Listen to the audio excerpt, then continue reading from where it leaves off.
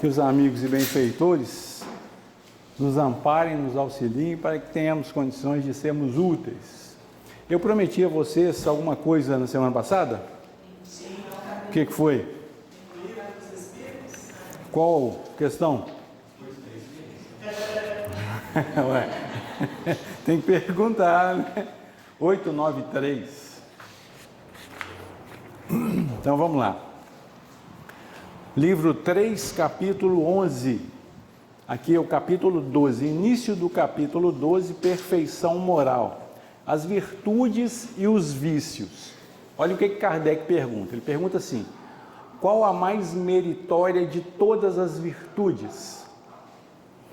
Aqui a gente consegue entender a profundidade do estudo de Kardec. Porque quando ele pergunta qual é a mais meritória, é porque nós temos esta dificuldade.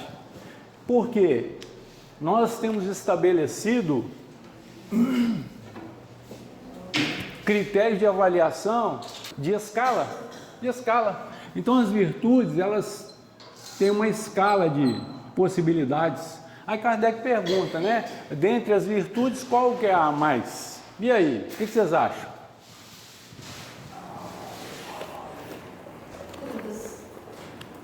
Todas.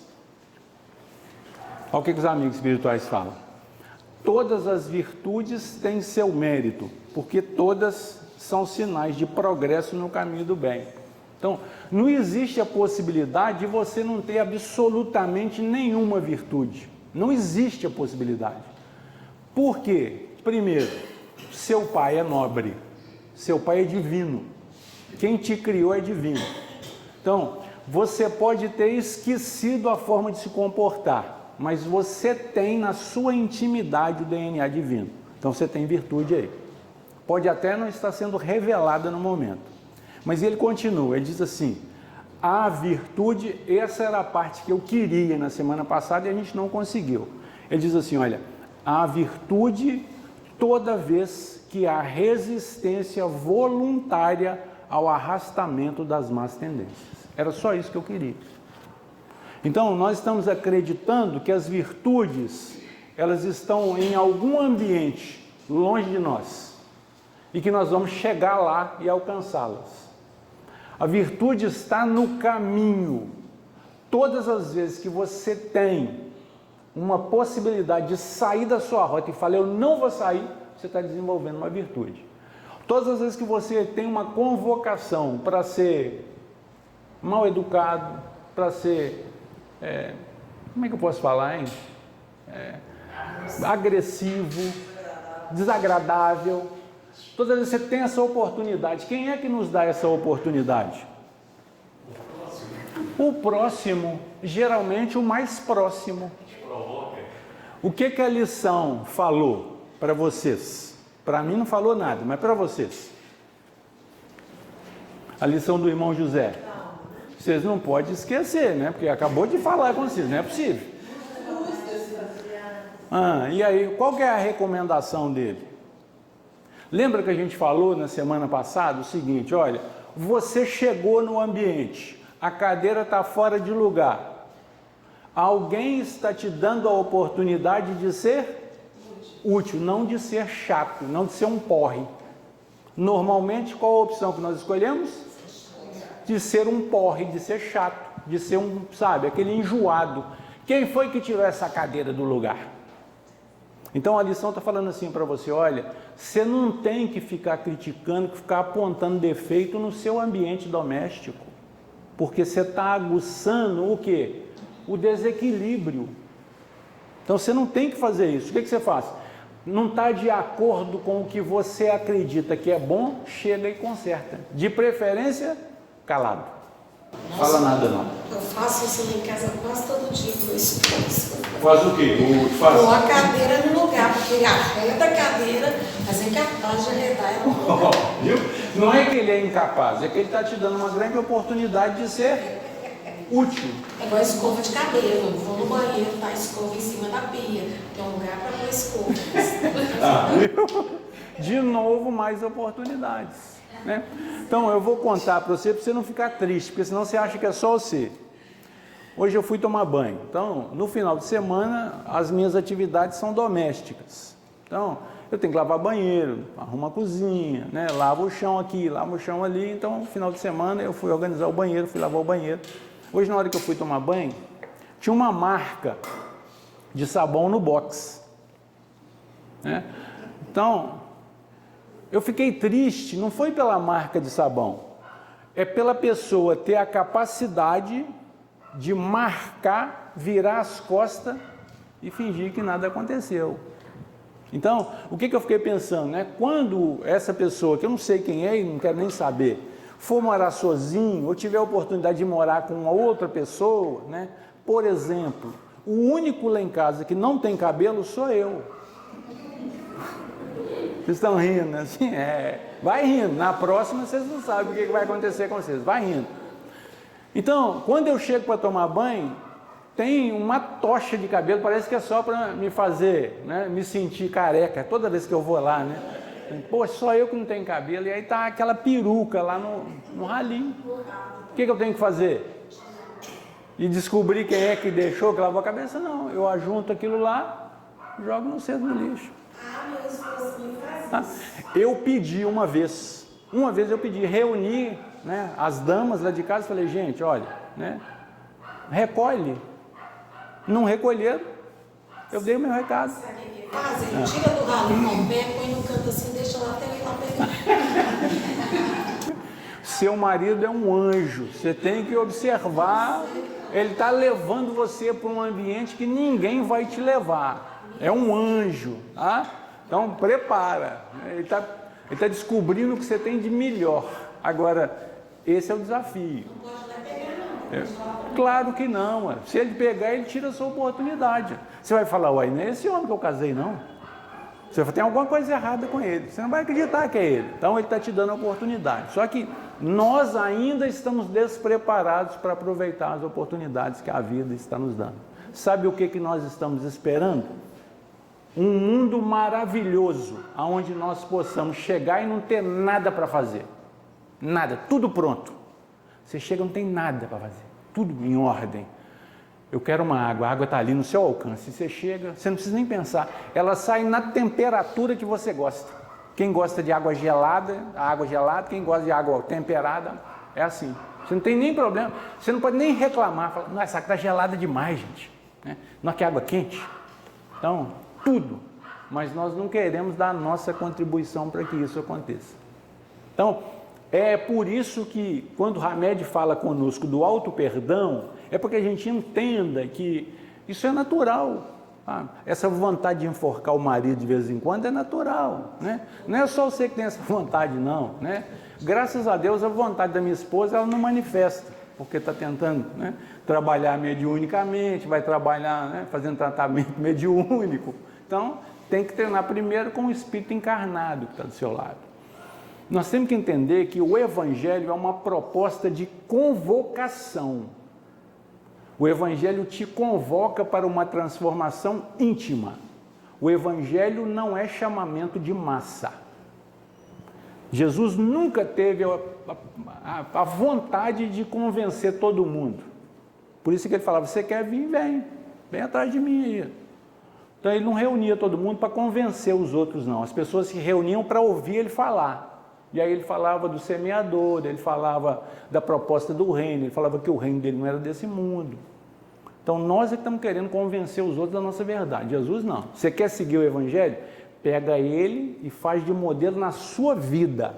E deixa os outros servirem para você de instrumento para a sua retificação.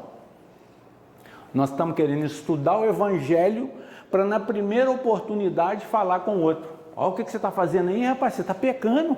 Não é assim que Jesus quis, não. Mas você foi programado, projetado por Deus para avaliar a vida do outro? É essa a sua proposta? Você foi nomeado a ser juiz de conduta alheia? Então, o que falta é um pouquinho de entendimento. Isso não é a minha proposta. Nossa, furou o sinal. Se ele furou, eu olho para um lado, olho para o outro. Não é assim? Gente, é o quê? Isso é efeito manada. A rua está fechada. Todo mundo está olhando, fala, nossa, e agora? O que eu vou fazer? De repente, um tem coragem de ir na contramão. O que acontece com os outros? Vai todo mundo atrás.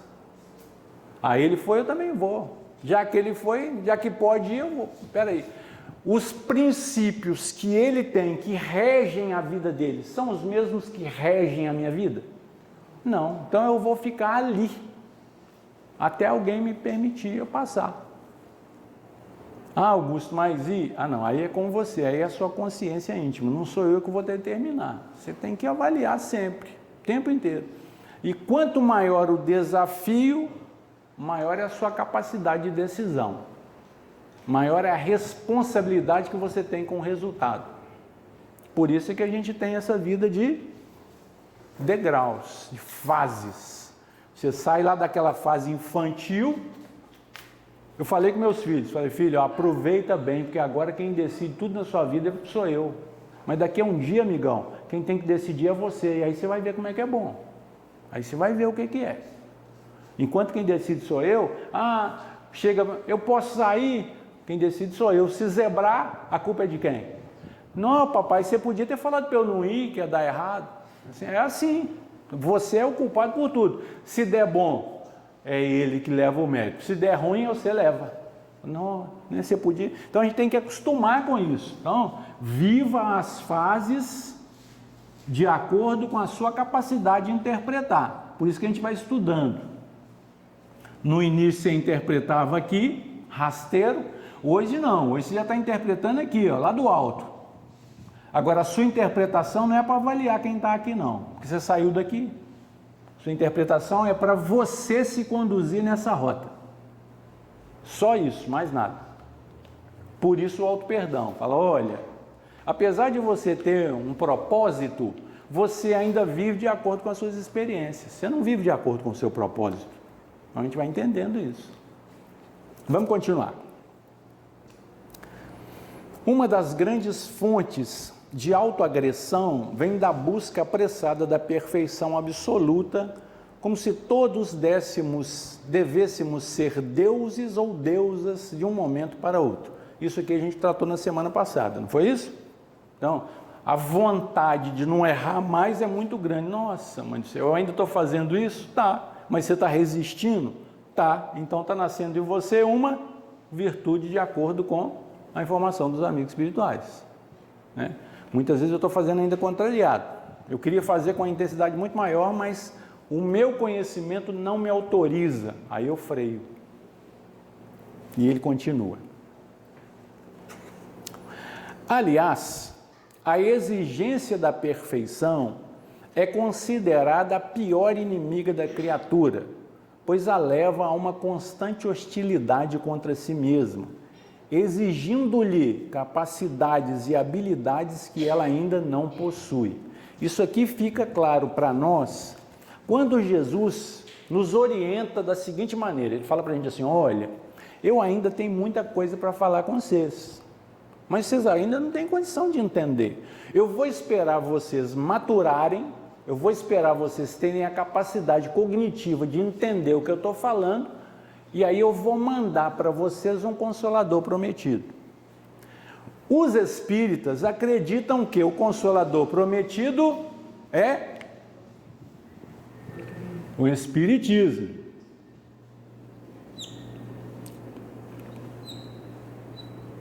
Isso é verdade ou isso é mentira?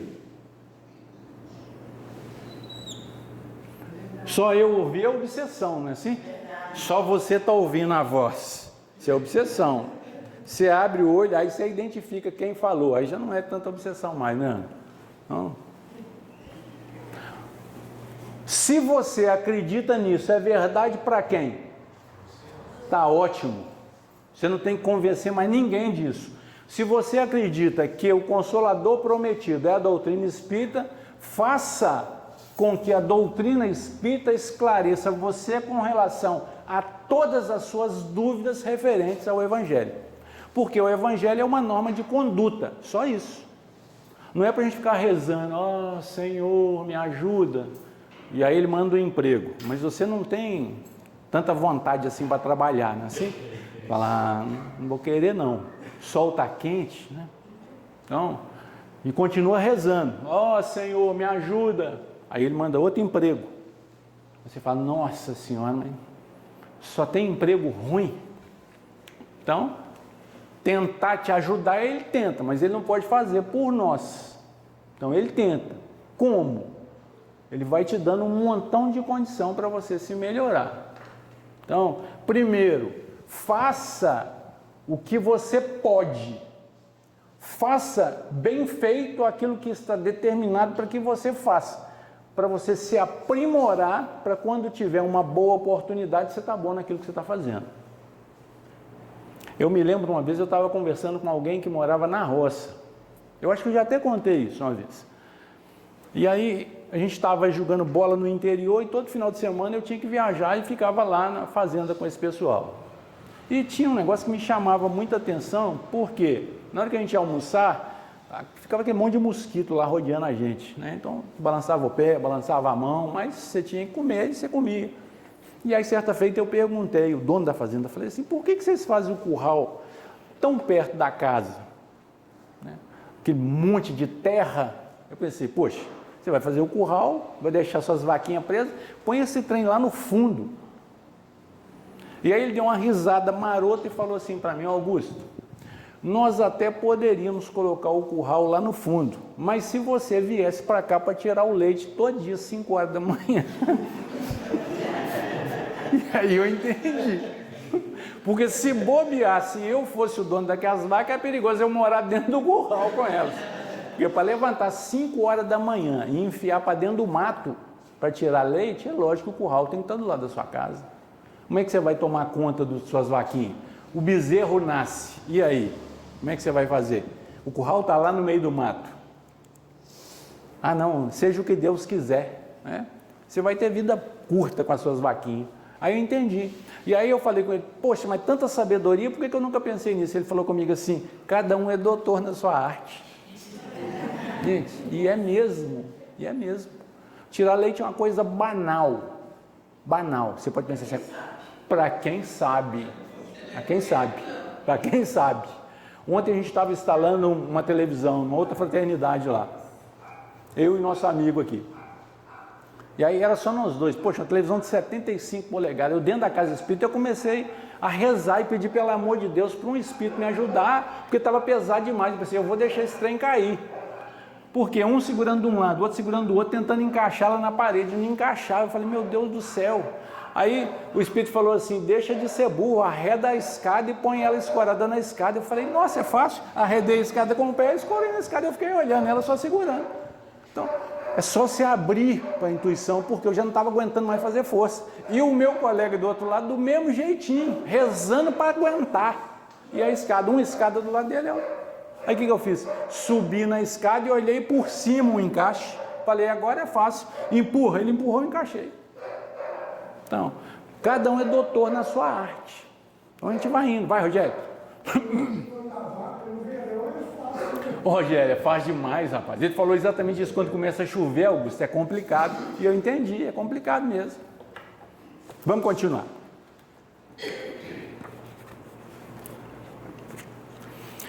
Se padrões muito severos de censura foram estabelecidos por pais perfeccionistas à criança, ou se lhe foi imposto um senso de justiça implacável, entre regulamentos disciplinadores e rígidos, provavelmente ela se tornará um adulto inflexível e irredutível para com os outros e para consigo mesmo.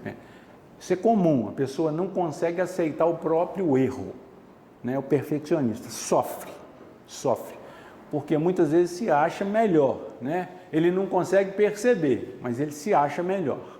Então, ele recebeu uma educação muito intensa, muito, né, vigorosa, e aí ele somatizou. Então, ele não consegue quebrar o padrão, por quê? Porque ele não tem outras opções. Aí quando nós vamos estudando, você vai entendendo a abertura. Poxa, seu pai, ele te deu o melhor que ele tinha, e você? Você pega o que ele deu de melhor e aperfeiçoa, você não tem que repetir. Nós não somos cópia, nós somos seres pensantes. Então o que ele me deu, né? Minha mãe, um coro de manhã, um de tarde e um de noite. Coro pedagógico, né? Então tinha vara apropriada, tinha um lugar apropriado para apanhar, nunca tomei tapa na cara, nunca tomei solavanco, era beliscão no braço e varada na bunda. Era fatality. Né? Tinha, era uma pedagoga nata, ela sabia como educar, e sentava o cepo, assim.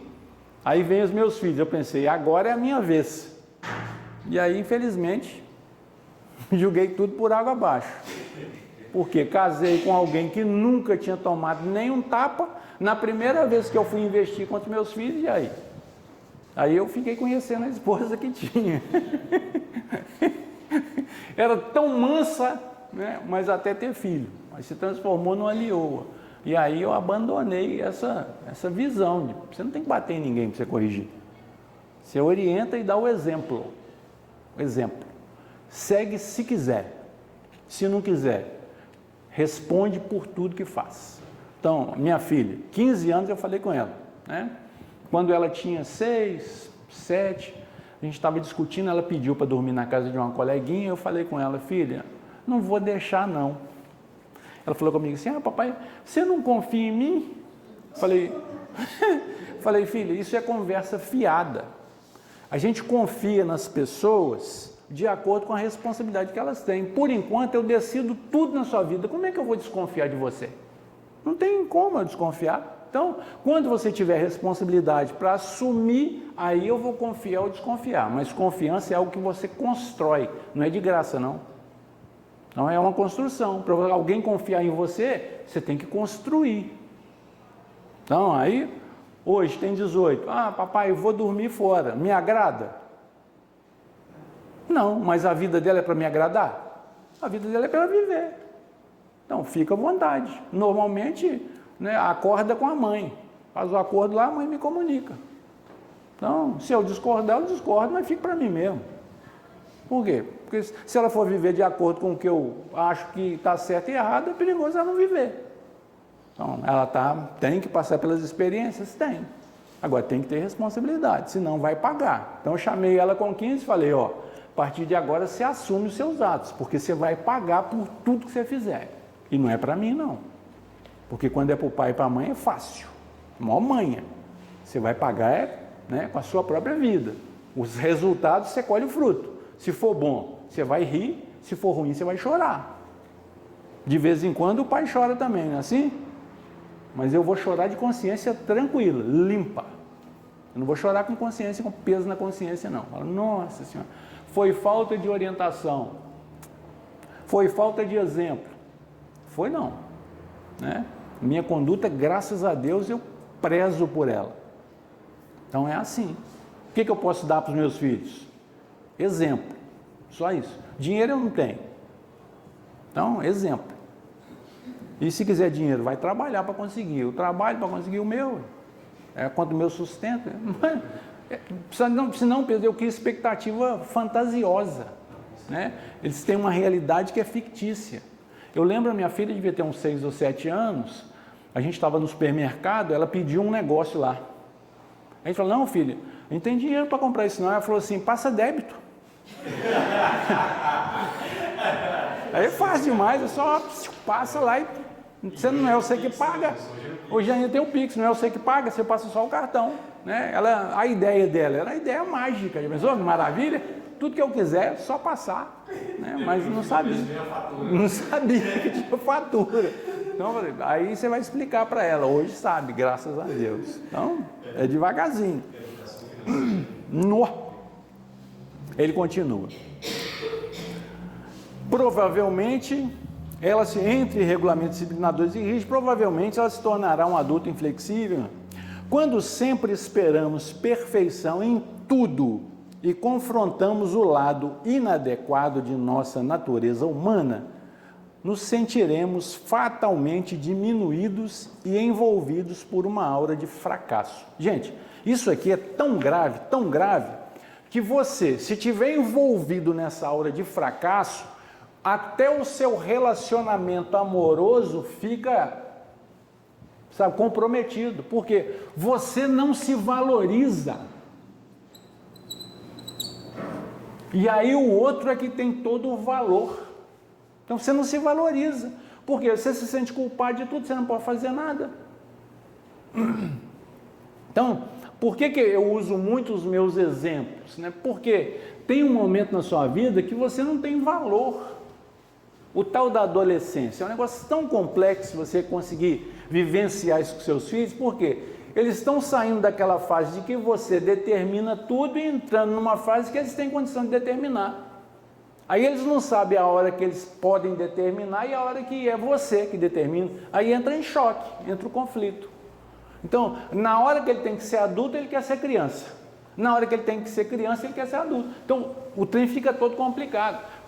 Eu falando com meu filho, filho, ó, eu quero que você coloque a senha do seu computador num papel aí perto do seu computador, tá bom? Meu filho vai fazer 15 anos. Ele virou para mim e falou assim, você está querendo invadir a minha privacidade? Gente, vocês não sabem a vontade que eu tive. Graças a Deus eu tenho rezado muito e tenho que continuar rezando muito. Por quê?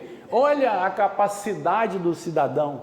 Assim, falei com ele, filho, invasão de privacidade é se você morasse em outro ambiente, tivesse todas as despesas custeadas por você. Você mora dentro da minha casa, quem paga todas as contas sou eu.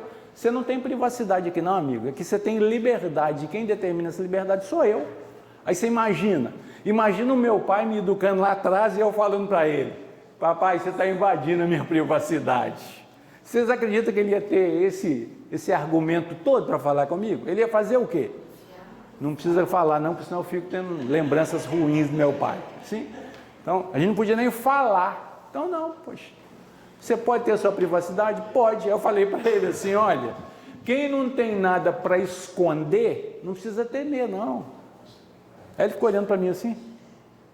Eu acho que ele entendeu a dinâmica, né? Porque eu chamei ele para ver uma reportagem desse trem que está na moda aí, né? Dessa internet aí que o pessoal está se mutilando, fazendo suicídio, fazendo um desafio cabuloso aí, assim, isso está dentro da nossa casa, não tem como você tirar isso não. Aí eu vou deixar agora meu filho sem internet, ele vai para a casa do outro, né? Então isso é bobagem, você acha que você vai tirar seu filho do mundo, aí eu acredito que pode ser, mas se seu filho estiver no mundo, você pode restringir, mas se você não educar ele para usar de maneira decente, no tempo que ele tiver, ele vai fazer mau uso. Eu fico imaginando, eu fico lembrando de mim com 15 anos, né? Meu filho lá dentro do quarto dele e eu na rua. Aí eu fico pensando comigo hoje, o que será que é pior? Porque quando eu estava na rua, não tinha telefone celular. Lá em casa não tinha nem telefone fixo. A minha mãe não sabia nem aonde eu estava, muito menos o que eu estava fazendo. Então, muitas vezes eu falo assim, minha mãe me dava um cor de manhã, de tarde, de noite. Quando você avalia, você me avalia no que eu sou hoje. Mas você não sabe que eu era lá. Então você pensa, nossa, a mãe dele era malvada, né? Assim, minha mãe era um anjo na terra. E eu estava dando ela oportunidade. Eu era quem era o instrumento dela. Então, vocês imaginam. Tá? Então, não, você vai entendendo a dinâmica da vida. Agora a vida é essa. E nós não podemos fugir dela, não. Então, eu prefiro direcionar meu filho, fazer com que ele entenda a dinâmica, né, mostrar para ele o que está errado e o que está certo, para ele entender. Porque o dia que eu chamar a atenção, aí é diferente. Mas ele sabe. Tem que saber. Ele está com 14, a gente pensa, mas não sabe de nada. Ele sabe tudo. Sabe tudo. Ele tem muito mais informação do que a gente pode imaginar. Né? Ele deve ter mais informação do que eu, na minha carreira todinha. Ele tem mais informação. Porque ele está nela o tempo todo. Ele continua. Quando sempre esperamos perfeição em tudo e confrontamos o lado inadequado, essa já foi. Não tomar consciência de nossas limitações é como se admitíssemos que os outros e nós mesmos devêssemos ser oniscientes e todo-poderosos. Afirmam as pessoas. Recrimino-me por ter sido tão ingênuo naquela situação.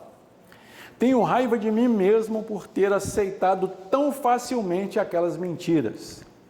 Deveria ter previsto estes problemas atuais. Não consigo perdoar-me, pois pensei que ele mudaria. São maneiras de expressarmos nossa culpa e o não perdão a nós mesmos. Exigências desmedidas atribuídas às pessoas perfeccionistas. Gente, Se nós tivéssemos a certeza de que, por exemplo, eu hoje vou me envolver num acidente, eu ia sair de casa? Você ia sair de casa? Não é possível que você é tão tolo assim. Então a gente não sabe. Agora, com relação ao engano, se o relacionamento for um relacionamento, né, afetuoso, se for um relacionamento amoroso, carinhoso, você vai permitir que o outro minta para você, porque a mentira dele tem menos efeito do que a presença. A presença dele vale mais do que a mentira. Então é ponderação, é compensação. Mas não é porque ele está te enganando, não, é porque a mentira dele não te dá condição de perder o que ele te dá. Então você aceita o mentiroso. Aí, por quê? Porque você tem uma proposta. Não, ele vai mudar, ou ela vai mudar. O tempo passa. A tendência é, normalmente, quem fala uma mentira hoje, ele vai carregar um peso tal que amanhã, para sustentar ela, ele vai ter que falar depois da manhã. Então é assim, por isso que a mentira é pesada, é um fardo pesado. Então você acredita, não, ele vai mudar. Vai sim, vai mudar para pior, infelizmente. Então, não é que ele está te enganando, é que você está aceitando. Com o tempo, o relacionamento pode desgastar. É a mentira dele que está fazendo você desistir? Não, é o desgaste do relacionamento. O que era bom passou a não ser mais. Então você começa a ter uma outra avaliação. O encanto vai acabando, porque as decepções fazem esse papel na nossa vida, da gente perder o encanto. Se a gente usasse o raciocínio mais vezes, nós não precisaríamos nos decepcionar. Quando você tem um filho, o que você sonha para o seu filho? Não é assim? Uma vida certíssima, seu filho não vai fazer nada de errado. Isso é anjo, gente. Isso não é humano, não. Seu filho tem que fazer um montão de treta errada, né? Como é que vai ficar bom? Se você não descobrir. Mas se você descobre, aquela vontade de perfeccionar. Não, mas meu filho seu filho. É uma pessoa comum, como qualquer outro. Ah, não, mas eu não acredito. Mas por que você não acredita? Sendo uma pessoa comum. Então, seu filho tinha que ser um Deus. Ele não podia errar, porque se ele errar, vai fazer com que o seu sentimento mude. Não é bem assim. Por isso que normalmente as mães são mais sensíveis, os pais são mais duros, né? Outro dia, conversando com a Aline, ela me perguntou assim, mas por que normalmente nas reuniões mediúnicas, os médiuns ostensivos são as mulheres? Por quê? Porque nessa oportunidade, se o polo estiver correto, o homem é mais razão e a mulher é mais... Se a gente fala de mediunidade é razão ou é sentimento? Sentimento. Por isso que a gente tem que educar a mediunidade, porque senão não precisava nem educar. Você não pode ser sentimentalista como médium. Você tem que avaliar com a sua razão. Aí aparece um espírito querendo xingar todo mundo. Você é estudante de mediunidade. Você vai permitir? Quem é que está comandando, o seu sentimento ou a sua razão? É a razão. Você estava falando, opa, aqui não pode falar isso não. Eu vou te proporcionar o meu instrumento, mas quem dá a coordenada do que vai ser dito sou eu, na maior tranquilidade. Então você trabalhou com o seu raciocínio. Tudo bem? Mas a gente tem que estar atento a isso, né? Os nossos filhos são pessoas comuns, estão sujeitos a todas as dificuldades da vida cotidiana. Pode errar? Pode. E a espera de nós, o quê? O amparo, né? Antigamente a mãe falava assim para você, não vai não. E você ia ou não ia? Ia, o trem zebrava. Você voltava, o que sua mãe falava? Bem feito, eu não te falei para não ir. Então, a nossa educação era assim. Hoje, você fala com o seu filho, cuidado filho. Mas se zebrar, quando ele chegar, você tem que falar o que aconteceu. O que a gente pode fazer para amenizar a situação? Você não pode falar bem feito. Poxa, assim, né, eu falei para você não ir, a coisa era perigosa, e agora vamos ver o que vai dar para a gente fazer aí para diminuir as consequências, porque já está feito. Então a gente tem que assumir as responsabilidades. Não tomar consciência de nossas limitações é como se admitíssemos que os outros e nós mesmos, essa já foi.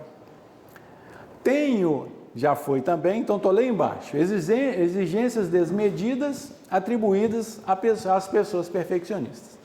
Os viciados em imperfeições, gente, olha o que ele está falando com a gente, viciado em perfeição. Então, muitas vezes, quando a gente está falando de vício, nós estamos falando só de vícios que estão, relacionados em código penal. Aqui ele está falando que os viciados em perfeição. Esse vício não está relacionado em código nenhum. Esse é você que tem que entender, tem que acender uma luzinha aí dentro e falar, opa, é assim? Não tem que ficar aqui desse jeitinho. Se alguém pegar e colocar para cá, não tem problema nenhum. Não tem gente que é assim? Cozinha, por exemplo, não é assim? A Aline tem uma tia, que a gente viaja de vez em quando, vai lá. Chega lá, a cozinha dela. Eu falo para ela assim, tia Leila, onde é que está a peneirinha para fazer o suco? Ela fala, está na terceira gaveta, na segunda. E aí você vai lá, está lá.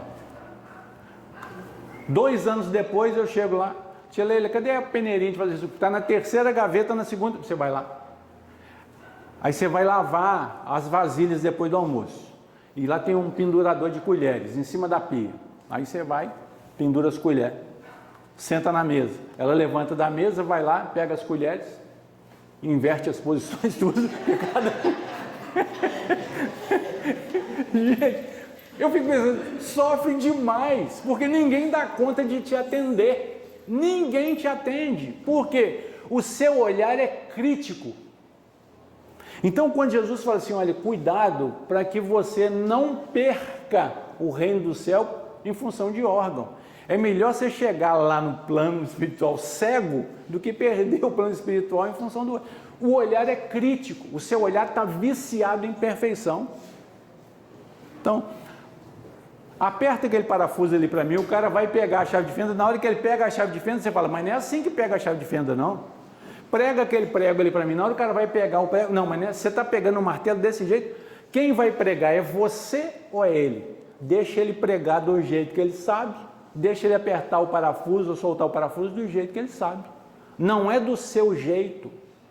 Quando você compara o seu jeito com o jeito do outro, você tem 2 opções, ou você se rebaixa para ficar no nível dele, ou você leva ele até o seu nível. As 2 condições estão equivocadas. Por quê? Imagina, alguém que nunca estudou doutrina espírita, alguém que nunca participou de uma reunião pública, está melhor no comportamento do que você. Quem está errado? Então você pensa, poxa, aí tem gente que fala assim, Augusto, meu marido é uma pessoa tão boa, honesto, cara, coração bom, mas ele não quer saber de doutrina espírita. Eu falo, mas ele não precisa de doutrina espírita, não. Quem precisa é você, que está avaliando o comportamento dele bom e querendo trazer ele para cá. Ele vai se perder aqui, ele não precisa de doutrina espírita. Quem precisa somos nós. O cara já é bom, já é honesto, já é justo, ele não precisa de mais nada. É só ele continuar na trajetória. Ele já está dando o recado dele, ele está vivendo o evangelho sem saber que está vivendo o evangelho. Nós estamos preocupados ainda em aprender para viver, porque se bobear a gente vive do nosso jeito. Então, é consciência, é capaz de perceber. O cara, por pior que ele possa ser, ele tem alguma coisa boa. Você tem que saber avaliar. Então, não sofra não, por causa da conduta do outro, não sofre. Ah, Augusto, mas eu moro com ele, então aprenda com ele, que aí você não sofre mais. É desafiador? Demais da conta. Demais da conta. Ninguém nunca falou que ia ser fácil. É o danado do caminho estreito, né? Você acha que o caminho é estreito e apertado. Apertado. Quanto mais você estuda, mais apertado o caminho fica. Porque antigamente você podia criticar, e agora? Antigamente você podia falar assim, nossa, não aguento mais, né? Não sei como é que essa pessoa ainda não foi embora. E hoje? Hoje você tem que fazer prece por ele ficar. Não, vou ficar com ele, vou ficar. Né? Continuando. Os viciados em perfeição acham que tudo podem fazer acham que podem fazer tudo sempre melhor e, portanto, rejeitam quase tudo o que os outros fazem ou fizeram. Não aceitam suas limitações e não enxergam a perfeição em potencial que existe dentro deles mesmos, perdendo assim a oportunidade de crescimento pessoal e de desenvolvimento natural gradativo e constante, que é a técnica das leis do universo. A desestima a nós próprios nasce quando não nos aceitamos como somos. Isso é natural também, né? É um processo de aprendizado. Você nunca está satisfeito com o que você tem. Essa é a melhor receita para ser infeliz. Você dá muito mais valor àquilo que você não tem. Você não consegue valorizar aquilo que você tem. Como é que você está hoje?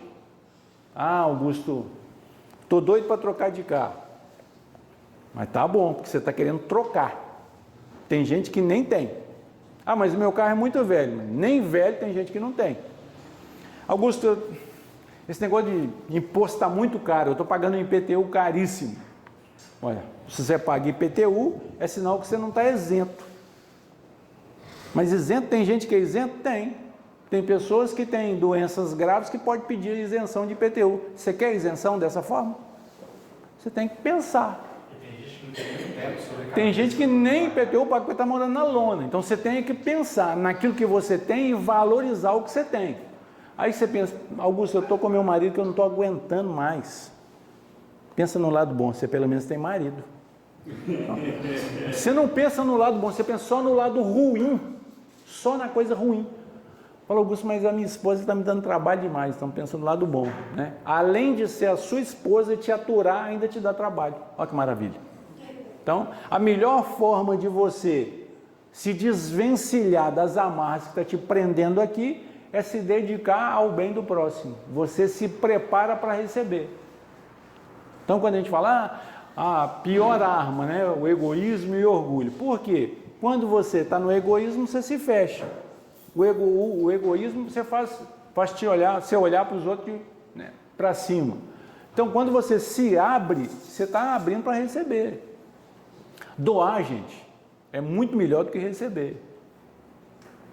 Quando as pessoas pedem para que você doe sangue, você acha que esse negócio, vou doar sangue? Vou doar não. Não é assim que a gente pensa?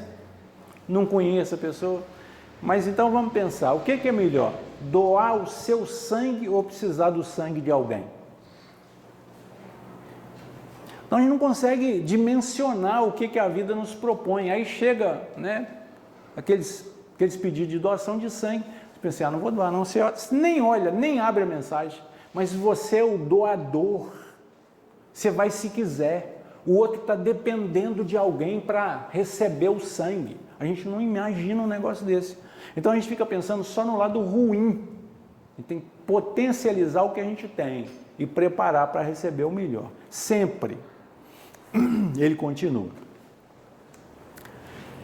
O perdão concede a paz de espírito, mas essa concessão nos escapará da alma se estivermos presos ao desejo de dirigir os passos de alguém, não respeitando o seu próprio viver.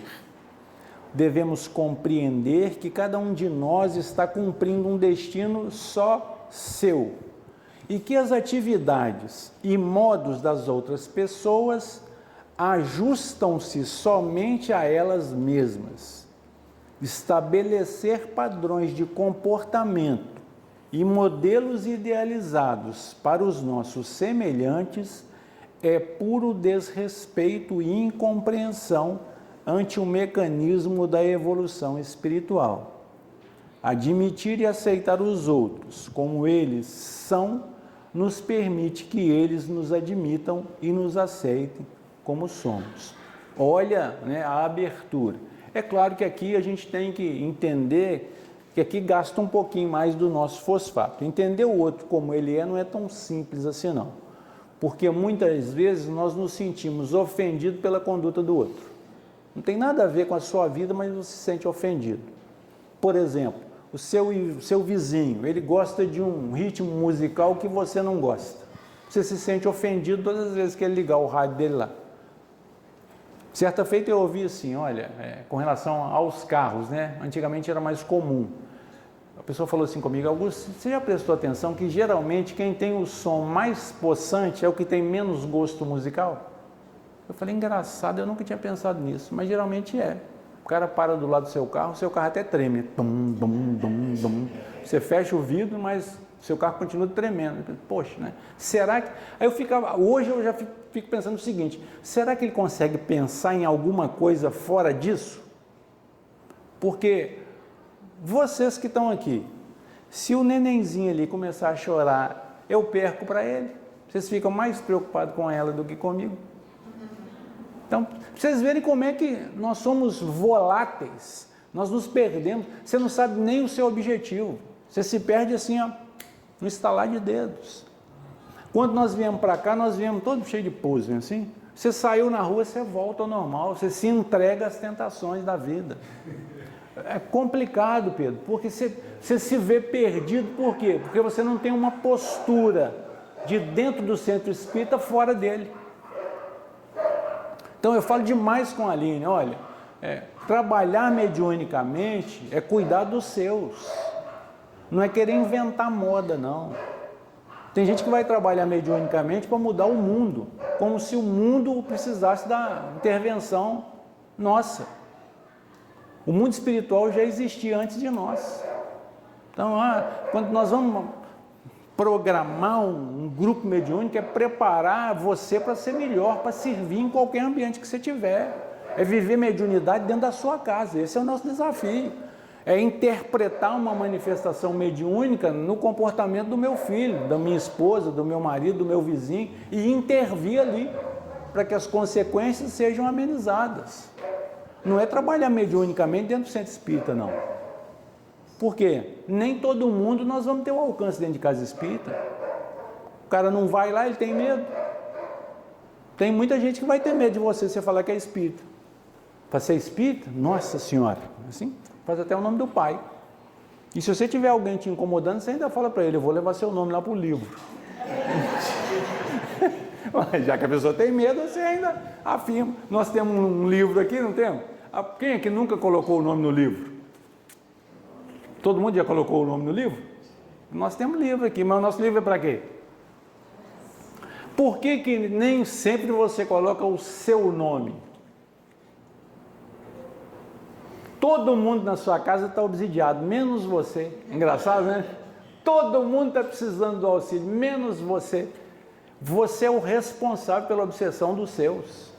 Você não sabe. Você quer curar todo mundo, menos você. Não, eu estou bem. Não é assim que a gente se acha? Não, estou bem. É meu marido que dá problema, é minha esposa, meus filhos. Não, né? Nós somos os primeiros a receber o amparo. Para eu não me revoltar com a situação que eu estou vivendo. Para eu conseguir me reequilibrar, para eu não desequilibrar. Normalmente coloca o nome dos familiares, tudo lá, lembra tudo. Se bobear, põe até o CPF. Mas o meu, não. Continua. Devemos compreender que cada um de nós está cumprindo um destino só seu, já foi. Perdoar nos resulta no amor a nós mesmos, o pré-requisito para alcançarmos a plenitude do bem viver. Perdoar nos é não importar-nos com o que fomos, pois a renovação está no instante presente. O que importa é como somos hoje e qual a nossa determinação de buscar nosso progresso espiritual. Gente, isso aqui é tão difícil do espírita entender, porque quando nós descobrimos reencarnação, uma das observações, um dos objetivos dos amigos espirituais é falar com a gente assim, olha, o seu passado está tamponado para que você viva de maneira intensa a sua experiência atual. E nós estamos querendo colocar todos os nossos problemas atuais nas nossas vivências passadas. Então, sabe por que eu sou assim? É porque na última eu era um anjo, eu era um rei, eu era um frade. Tira isso da sua cabeça. Você é assim agora porque você não está equilibrado a ponto de ser uma pessoa melhor. Nós estamos vivendo hoje o resultado das nossas ações de ontem, mas é ontem mesmo, dessa vida, agora. Não é de 3.000 anos atrás, porque se for de 3.000 anos atrás, a coisa estava muito pior para nós.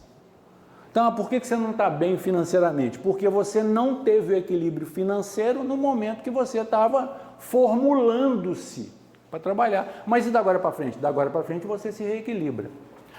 Por que você não tem equilíbrio emocional? Porque na sua infância você recebeu influência muito ruim do ambiente em que você estava estagiando, circulando. Mas e agora? A partir de agora você consegue o seu controle emocional, espiritual, através do seu saber, da sua experiência. Porque você não é o fruto do seu passado, você é a construção do seu presente.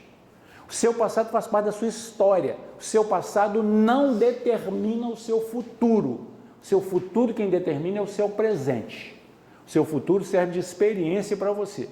Então, o seu passado, experiência. Você olha e fala, eu não vou repetir isso aqui. Então, se você não tem experiência, olha a vida do outro, para você tirar as consequências. Fez aquilo ali e deu errado, eu não vou fazer. Se você tira essa base, você olha lá e compara. Augusto, mas eu posso olhar a vida do outro? Claro, para você tirar a lição para a sua, você pode. Você não pode julgar a vida do outro, porque não é problema seu. Cada um com seus problemas. Fala, mas ele bebe demais, isso não é problema seu. Bebe demais e está com as contas dele todo em dia. Você não bebe nada e está todo descontrolado. Então, porque é muito fácil a gente avaliar a vida do outro, né? Minha sogra me perguntou, mas por que eles fazem churrasco todo final de semana? A vontade e a resposta estava na ponta da língua, mas é minha sogra, eu posso responder? Não posso, eu tenho que falar, não sei. Mas saber eu sei, não é da minha conta, mas não posso falar isso com ela. Então, tá? A gente tem que entender por quê. O cara pode fazer churrasco segunda, terça, quarta, não é problema meu não, é dele. Tem dinheiro para fazer? Faça. Gosta de fazer? Gosta? Faça. Eu vou para a casa espírita segunda, terça, quarta, quinta, ele estava olhando, fala, isso aí vai virar anjo, um dia vai chegar aqui voando, porque se não sai da casa espírita. Então, é tudo questão de escolha. Eles continuam. Perdoar nos é compreender que os que nos cercam são um reflexo de nós mesmos.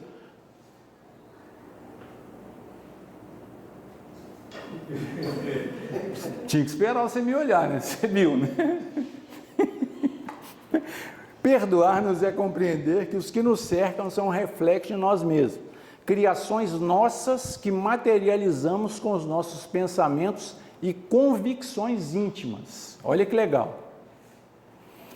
O texto em estudo, perdoar aos inimigos é pedir perdão para si mesmo, quer dizer, enquanto não nos libertarmos da necessidade de castigar e punir o próximo, não estaremos recebendo a dádiva da compreensão para o auto-perdão. Gente, isso aqui é muito grave. Nós não temos vontade de pegar ele, pôr de castigo, falar, eu já falei para você não fazer desse jeito, rapaz. Com todo carinho, né? Pegar na mão, esfregar a mão lá com todo carinho, gente, né? Mas tem vontade? Tem. Nós fazemos? Não. Já está nascendo em nós virtude. Ficamos só na vontade. Treinar para não ter nem vontade mais, mas é treino. É treino e é treino duro. Se eu olhar, respirar, aí tem que treinar a respiração com Ilma, e é muito. Respira. Hoje eu falo com a Aline, né? Eu respiro. A Aline, quando me vê respirando, já sai até de perto. Assim, você vai colocando estratégias na sua vida para você lidar com as questões difíceis. Aí a questão ficou difícil, você vai gritar? Vai resolver o quê? Vai piorar a sua situação, porque você vai perder a harmonia. Muitas vezes, né? Assim, está com vontade de agredir, vai embora, porque você vai piorar a situação. Está com vontade de gritar, enche a boca d'água e não engole, porque vai piorar a situação. Porque o pior ofendido é você, quando você emite esse tipo de palavra, quando você aumenta o seu tom de voz. Então você tem que tomar cuidado com isso. Há 2 semanas atrás, nós estávamos conversando na mesa de casa. E Maria Clara começou a falar alto. É natural dela, falar alto pra caramba. E do meu lado. Aí a mãe estava em frente. Não, você não precisa falar alto desse jeito, não. Aí eu falei com ela, no ouvido dela, falei, filha, fala mais baixo. Aí ela diminuiu. Nessa semana agora está sem voz. Não foi eu que desejei isso, não. Tá? É para a gente entender a dinâmica. Você está estudando, pratica. Porque senão você vai pagar o preço. Então, uma semana. Ela está conseguindo dar aula lá embaixo hoje? Tá? Olha lá. Tá vendo? Então é assim. Você está estudando, pratica. Para que a cobrança não venha. Porque vem. Tá? Não é Deus que te castiga, é a sua consciência que encontra um meio de te penalizar. Fala, opa, você já sabe isso aí, não está fazendo, eu estou querendo sair desse meio aí, ela vai, te penaliza. E assim a gente termina, adaptando o excesso. Não, quer dizer, enquanto não nos libertarmos da necessidade de castigar e punir o próximo, não estaremos recebendo a dádiva da compreensão para o auto-perdão. Adaptando o excerto do apóstolo Paulo às nossas vidas, perguntamo-nos, por que, se sois duros, exigentes, inflexíveis, se tendes rigor mesmo por uma ofensa leve, como haveremos de criar oportunidades novas para que o divino processo da vida nos fecunde a alma com a plenitude do amor e assim possamos perdoar-nos? Então, é Paulo perguntando. É muito comum nós termos desejos, propósitos. Quando nós nos reunimos aqui, nós estamos formulando propósitos de renovação. Nós ainda não temos condições psicológicas, morais, espirituais, emocionais de cumprir estas propostas. Como é que nós vamos chegar à condição para equacionar, para cumprir isso que nós estamos propondo? Um pouquinho a cada dia. Por isso é que o texto está falando que as pessoas que nos circundam são um reflexo da nossa vontade, daquilo que nós temos. Você quer treinar a sua paciência. A sua esposa vai ter o nome de Aline. Não é o seu caso, não, é só o meu. Então, você quer treinar a sua paciência. Seu marido vai chamar Augusto. Então, o que você quer para a sua vida? Eu quero ter mais tranquilidade. Todas as vezes que você sair para o seu trabalho, você vai encontrar alguém dirigindo de maneira lenta na sua frente. Você quer ter calma, não é assim? Você tem que treinar. Porque você vai alcançar o seu propósito trabalhando a sua intimidade. Não é trabalhando com o outro, porque o outro não tem o seu propósito. O propósito é nosso. Então, quando nós nos encontramos em um ambiente desse aqui, nós estamos falando para o céu assim, Senhor, me prepara para ser útil aonde eu estiver. Não é dentro da casa espírita, não. Nós temos que dar o nosso exemplo lá fora, para as pessoas entenderem que tem gente boa rodando por aí. E todas as vezes que alguém encontrar com você, que você marque essa pessoa de maneira positiva. Que ele possa sentir a presença de Jesus realmente nas suas ações, nas suas palavras, nas suas ponderações. Porque senão não faz sentido você se melhorar e guardar só para você. Sabe quando eu vou ser bonzinho? Só quando eu estar lá na casa espírita. Aqui na casa espírita nós queremos abraçar as pessoas, cumprimentar as pessoas, sermos cordiais com as pessoas. Aqui é obrigação. E lá fora é objetivo. Quanto mais desafio eu tiver lá fora, melhor é para a minha experiência pessoal. Eu vou me transformar naquilo que eu tenho propósito, na minha proposta. Deus não tem outra forma de trabalhar conosco, porque Ele não dá nada de graça. Se Ele quisesse uma comunidade de anjos, Ele teria nos criado como anjos. Ele quer uma comunidade de pessoas úteis para fazer o que nós podemos fazer da melhor maneira que a gente puder, aonde nós estamos instalados. A nossa ação é importantíssima aonde nós temos acesso. Então, você não tem que pensar no Augusto, você não tem que pensar no Chico, você não tem que pensar no Divaldo. Se você está naquele ambiente, você é capaz de dar a sua mensagem da melhor maneira possível. Por quê? Porque o plano espiritual conta com a nossa ação. Conta com todos nós. Não tem nenhum que está de fora. Então, do mais experiente ao menos experiente, a sua ação é importante. Até que um dia você consiga fazer o bem por livre e espontânea vontade. Mas por enquanto é obrigação. Aí Emmanuel fala para a gente assim, olha, a disciplina antecede a espontaneidade. Então vamos fazer o bem agora por disciplina. Eu não vou me permitir mais buzinar para ninguém de maneira ofensiva. Sim? Então é assim, você vai se controlando. Pequenas ações mudam a sua vida. Pequenas ações diárias mudam a sua vida. Muda o seu jeito de ser. E as pessoas vão notar, com certeza. Daqui a algum tempo a pessoa vai falar com você assim, mas o que você está fazendo? Qual igreja que você está indo? Aí você vai, assim, uma igreja, né? Minha igreja tem um nome meio diferente. Assim, e aí você convida a pessoa para fazer parte da nossa comunidade. Isso é bom. O Evangelho também fala com a gente assim, que se você conseguir tirar alguém do pecado, alguém do erro, você tem uma bênção. Né? Você tem, como é que eles falam?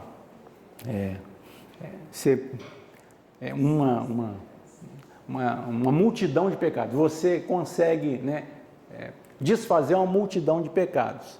Então, nós tínhamos a intenção de tirar todos os nossos equívocos na maneira, no modo de dureza, de sofrimento. Não.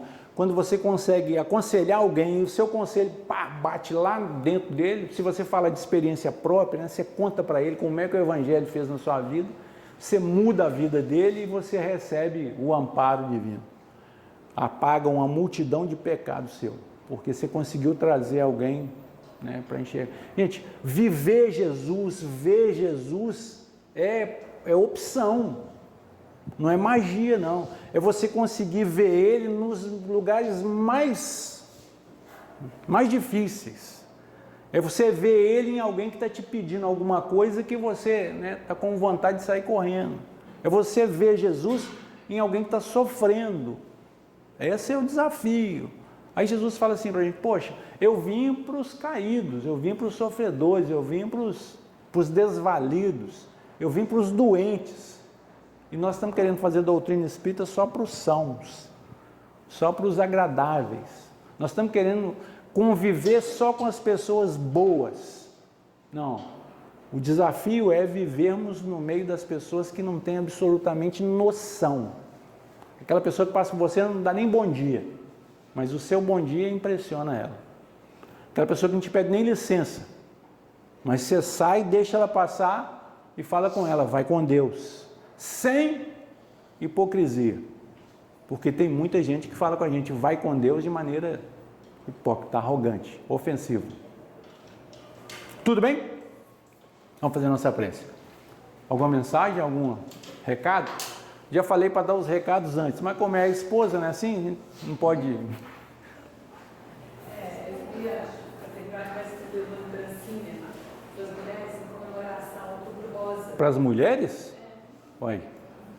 Eu poderia levar para as esposas também. Ah, tudo bem. Em relação ao Outubro Rosa, né? Esse que a gente fala sobre a prevenção do câncer de mama. E queria que você fizesse um convite para todos que estão aqui achar com a gente aqui embaixo. Principalmente eu estou vendo gente nova aqui. Quando eu falar para vocês descerem para a cozinha, é para vocês descerem mesmo, não estou pedindo não, estou dando uma ordem, é para ir lá na cozinha, tá bom? Primeiro o alimento espiritual e depois o alimento formal, físico lá embaixo, tá bom? Vocês dois aí, tá? Ali, preto, ó, para eles. Já passou para eles? A lembrancinha?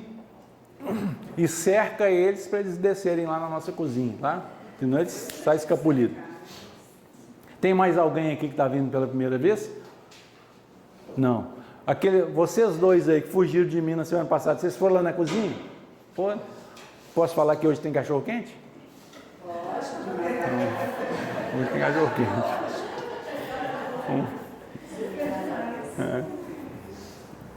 Só isso, tá vendo? Foi até rápido.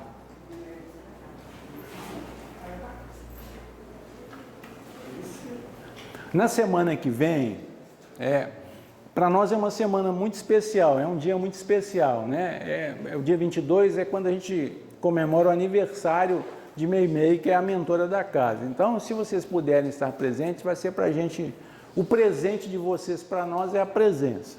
Tragam quem vocês quiserem, convide as pessoas para vir, tá?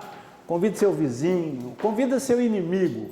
A gente traz o inimigo, porque aí você ameniza sua situação aqui com ele. Mas convida as pessoas para virem participar conosco, tá bom? É uma alegria para a gente recebê-los. Vamos fazer a nossa prece. Mais alguma coisa? Fazer a nossa prece. Senhor Jesus, agradecidos pela oportunidade de estarmos juntos, de estarmos, Senhor, buscando o entendimento de Tuas mensagens através da doutrina dos Espíritos, através de possibilidades diferentes, Senhor, do nosso entendimento, que saibamos aproveitar estes momentos, estas informações, para trabalhar a nossa intimidade, Senhor, construindo em nós aquelas virtudes indispensáveis para o serviço que nos espera. Que possamos ser úteis, mestre amigo, em todos os ambientes em que temos acesso, em que estamos inseridos, como pais, como amigos, como tarefeiros, trabalhadores, vizinhos, que saibamos, Senhor, dar a nossa contribuição. Mestre amigo, nós te rogamos o amparo para todas as famílias que aqui estão representadas, para todos aqueles, Senhor, que nos antecederam no plano espiritual, para que eles possam receber as nossas vibrações de carinho, de agradecimento pelo muito que temos recebido. Por tudo isso, Senhor, nós te agradecemos e mais uma vez te rogamos. Sê conosco, mestre amigo, hoje e sempre. Que assim seja, graças a Deus.